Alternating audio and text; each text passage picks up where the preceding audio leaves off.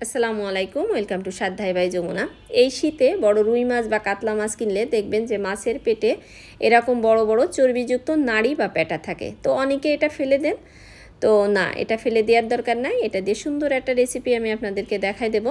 প্রথমে এই চর্বির থেকে বড় বড় যে নাড়িগুলো আছে বা ময়লাযুক্ত যে নাড়িগুলো আছে এগুলো টেনে বের করে ফেলবেন। আমি যেভাবে বের করতেছি ঠিক এইভাবে। আর যেগুলো চিকন চিকন আছে এগুলো বের করার দরকার নেই, কারণ ওখানে কোনো ময়লা থাকে না। তো অনেকে এটা দেখে অকথুও বলতে পারেন, আবার নাকও ছিটকাইতে পারেন। তো এটা করার দরকার নেই। আমরা যশোরের মেয়ে, আমরা অনেক কিছুই রান্না করি যেটা অনেক অঞ্চলের মেয়েরাই রান্না করতে জানে না বা করে না। তো আমি আপনাদেরকে দেখা দেবো, ঠিক এইভাবে পরিষ্কার করে নেবেন আপনারা। আর এই মাছের তেলটা কিন্তু শরীরের জন্য খুবই উপকারী। আমি মাছের পেটার যে চর্বিগুলোর থেকে ময়লা নাড়িগুলোকে বেছে সুন্দর করে ধুয়ে নিয়েছি এবং বড় বড় করে টুকরো করে নিচ্ছি। আপনারাও সবসময় বড় বড় করে টুকরো করে নেওয়ার চেষ্টা করবেন। শীতের সময় যে বড় মাছগুলোর থেকেই কিন্তু এই পেটাটা পাওয়া যায়, চর্বিযুক্ত পেটা। এটা কিন্তু গরমের দিনে পাওয়া যায় না। আর এই রান্নাটা সবসময় শীতের দিনই করা হয়।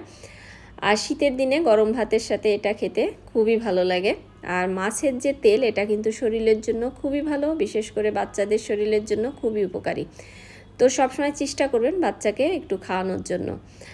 আর এখানে আমি 2টা কচি বেগুন নিয়েছি, নিয়ে এটা আমি কিউব করে কেটে লবণ পানিতে ভিজিয়ে রাখবো। আপনারা অবশ্যই লবণ পানিতে ভিজিয়ে রাখবেন। বেগুনটা দেওয়ার কারণ হলো, যখন তেলের পরে নাড়িটা ভাজা হবে তখন কিন্তু তেলটা একদম উপরে উঠে যায়, গলে যায়। তো ওই তেলটা চুষে নেওয়ার জন্য বেগুন কিন্তু খুবই সাহায্য করে। এরপরে আমি এই নাড়িটার ভিতরে লবণ দিলাম, হলুদের গুঁড়া দিলাম, আর দিলাম আদা এবং রসুন বাটা। এই জিনিসটা দিয়ে আমি ভালো করে একটু মেখে রাখবো। এটা মাখার কারণ হলো, আদা এবং রসুনের গন্ধটা সবসময় মাছের তেলের গন্ধটা দূর করতে সাহায্য করে। সাথে আমি আর একটু সরিষার তেল দিয়ে মাখায় রাখবো। সরিষার তেলটা দিয়ে মাখায় রাখারও একটাই কারণ, মাছের তেলের যে গন্ধ সেটা যাতে দূর হয়ে যায়। তো এভাবে মাখিয়ে আমি আধা ঘন্টা রেখে দেব। কড়াইটা গরম হলে আমি এখানে সরিষার তেল দিয়ে নিলাম। সরিষার তেলের ভিতরে আমি 5 ফোড়নটা ফোড়ন দিয়ে নিলাম। এর ভিতরে দিয়ে নিলাম তেজপাতা এবং শুকনো মরিচ। এটাও আমি প্রথমে ফোড়ন দিয়ে নেব। দেওয়ার পরে আমি এখানে প্রথমে রসুন কুচি দিয়ে নিলাম, তারপরে পেঁয়াজ অল্প দিলাম, পরে আবার আমি পেঁয়াজ দেব। এটা জাস্ট ফোড়নের জন্য আমি দিচ্ছি। এটা যখন ব্রাউন কালার হয়ে যাবে তখন আমি মাছের যেই পেটাগুলো ছিল সেটা দিয়ে নিলাম। দিয়ে আমি একটু নাড়াচাড়া করে নিচ্ছি। নিয়ে আমি মোটা মোটা করে পেঁয়াজ কেটে অনেকগুলো আমি এখানে পেঁয়াজ দিয়ে নিয়েছি।